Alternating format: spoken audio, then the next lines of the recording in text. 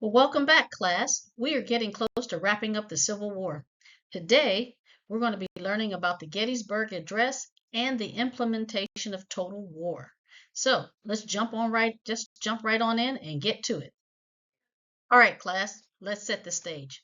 It's 1863, and the United States is in the middle of the bloodiest war it has ever seen. The Union and the Confederacy have been battling it out for years, and the country is literally tearing itself apart. One of the biggest and baddest and deadliest battles of the war just took place, Gettysburg. Over 50,000 men are either dead or wounded. Can you even wrap your head around that? That's like imagine if an entire football stadium full of people just up and disappeared.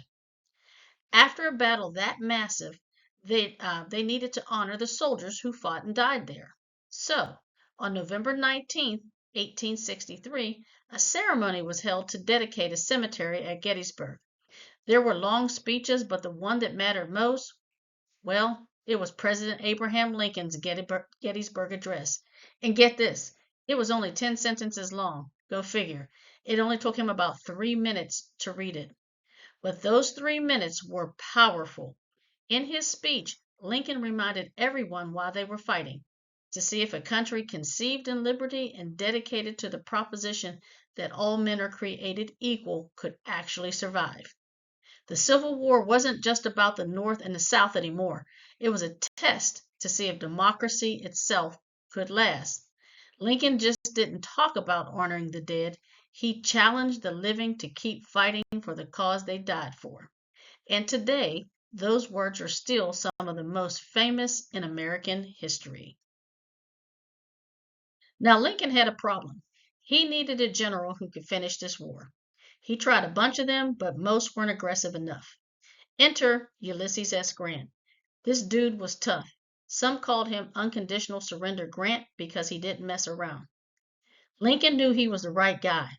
After the bloody and controversial Battle of Shiloh in April of 1862, Lincoln faced considerable criticism and pressure to remove General Grant from command due to heavy losses and accusations that he was unprepared defensively. Instead of dismissing Grant, Lincoln defended him, famously stating, "I can't spare this man, he fights." Well, Grant had a new plan for ending the war. It was called total war. Instead of just fighting armies, the Union would go after the South's ability to fight.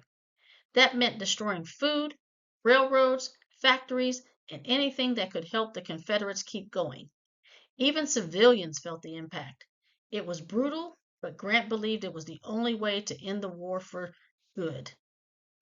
Grant put his plan in motion by sending General Philip Sheridan into Virginia's Shenandoah Valley, which was a region full of farms that provided food to the Confederate Army.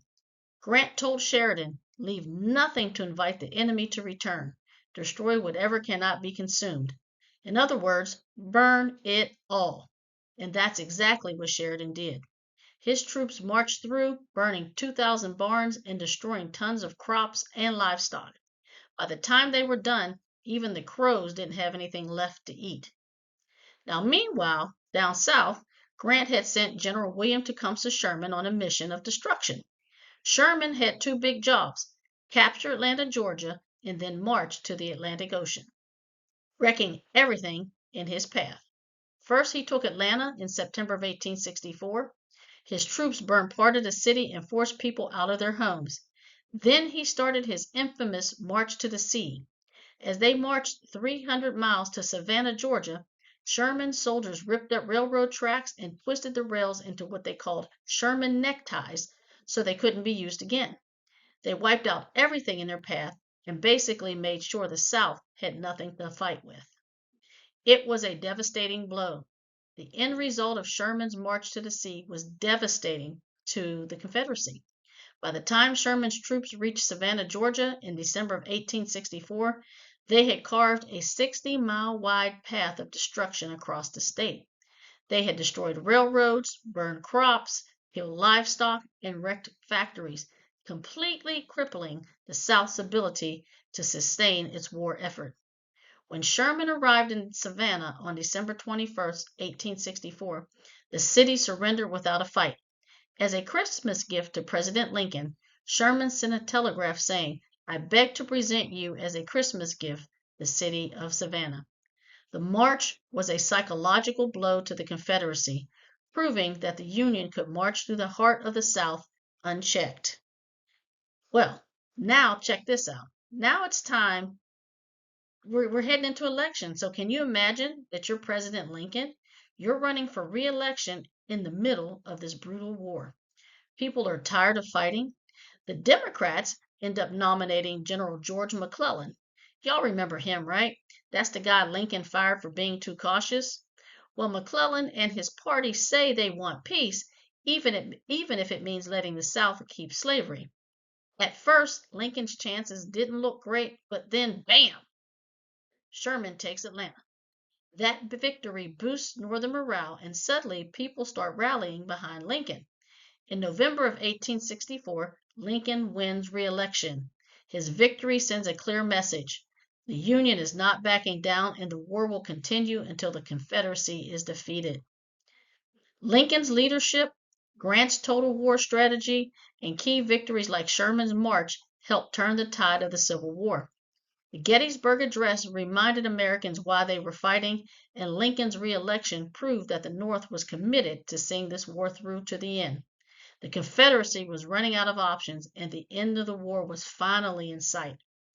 And that, class, is how the Union tightened its grip and set the stage for victory. Well, that's it for today. The Civil War is swiftly coming to an end. Join me next time when we will be discussing Lincoln's second inaugural address and the end of the war. Until next time, never forget, past shaped today, but you shape tomorrow. Make it count. Bye-bye.